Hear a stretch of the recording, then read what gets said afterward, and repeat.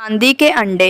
एक दिन रमील बाजार से एक मुर्गी लेने गया, पर उसके पास पैसे थोड़े कम थे।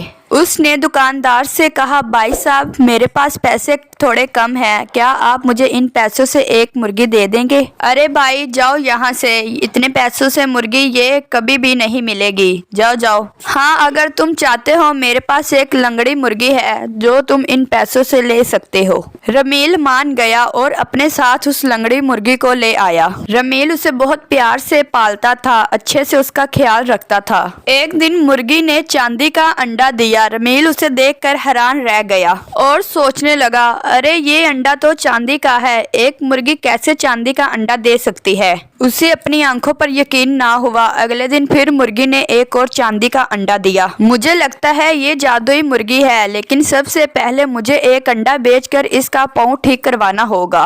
रमील ने चांदी का एक अंडा बेच दिया और मुर्गी का इलाज करवाया। मुर्गी रमील से बहुत खुश थी। उसने एक दिन रमील से कहा, बहुत शुक्रिया, तुम्हारा बहुत बहुत शुक्रिया, तुम बहुत अच्छे हो, तुमने मेरा इलाज करवा दिया। अब मैं अच्छी तरह चल सकती हूँ। क्या तुम मेरी एक और बात मानोगे? हाँ हाँ, बोलो। मुझे खुद से दूर मत करना, मैं तुम्हें हर रोज चांदी का अंडा दूंगी। नहीं नहीं नहीं, ये अंडा मेरे किसी काम का नहीं, मैं तुम्हें खुद से कभी भी दूर नहीं करूंगा। ये अंडा मुझे लालची बना देगा। मुझे तो छोटे छोटे चूजे बहुत पसंद हैं और तुम्हारे अंडे भी। मैं तो मेहनत करके कमाना चाहता हूँ। ठीक है रमील, जैसा तुम चाहो। मैं आइंदा कभी भी अपनी जादुई शक्ति की ताकत नहीं लूंगी और हमेशा तुम्हें अच्छे अच्छे अंडे दूंगी। इस तरह जादुई मुर्गी ने अपना सारा जादू छोड़ दिया और वो रमील के साथ खुशी खुशी रहने लगी। प्यारे बच्चों, मेरे चैनल रिमशा रज़ा ऑफिशियल यूट्यूब चैनल को सब्सक्राइब जरूर करें। अल्लाह हाफिज।